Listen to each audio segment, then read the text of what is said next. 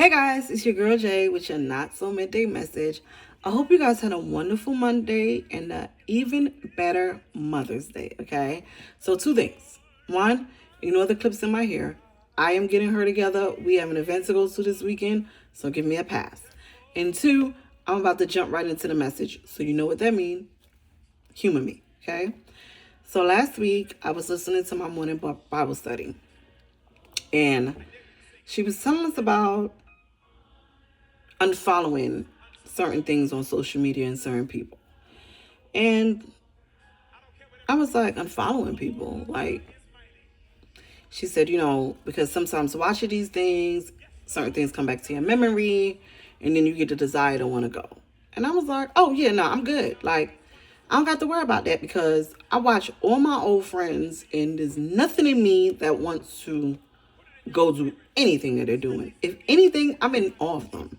Because I'm like, if you in your 40s and your 50s and you doing that, God bless you. Because watching y'all, my knees and my back hurt instantly. So I had off to y'all, right? So I'm not saying she was wrong. I was just saying it didn't apply to me. Later on that day, I'm on social media just scrolling. And a video came up. And it was a young lady, and it was a beautiful video. It was her getting ready for prom. Absolutely gorgeous prom dress. She was pretty. Her boyfriend was handsome. Beautiful couple. Nice video. In the background, they were playing a Beyonce song. And the song was the song, but the one part goes, mess it up and leave, come back, mess it up and leave again. You could put the right word and mess it up, right? That was supposed to be there. So anyway, my customer came in, closed my phone. I'm cutting his hair. We talked a little bit, then it got quiet. So when it gets quiet a little too long, I start singing in my head. So I find myself singing that same exact song. So after about the third or fourth time it looped in my head, I was like, oh, what are you singing? Like, what are you singing? Not in a way like I was convicting myself, but I was convicted, right? And then I remembered, oh, that's where I got it from, the young lady. And then I remember, oh, that's what she was talking about, right? And before y'all go, oh, here she goes. She gonna say, God, it ain't come up her timeline for her to be able to talk about this. That's not what I'm saying. But God brought it back to my remembrance because I started singing it. In that moment, I was like, why am I singing this? Then I remembered connection number one, where I got it from. That video on social media. Then I remember the next connection. This is what she was talking about. So I was confused. Not that I didn't understand what she was saying. I was confused and thinking it wasn't for me, right? So the message went over my head. So when something happened that applied to the message, God brought it back to my remembrance because he saw the light bulb went off in me.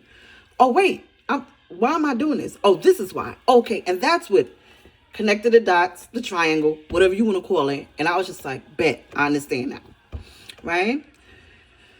So then it made me start thinking, those little things that we overlook are really not that important, or we overlook and we think that are not important are very much important, right?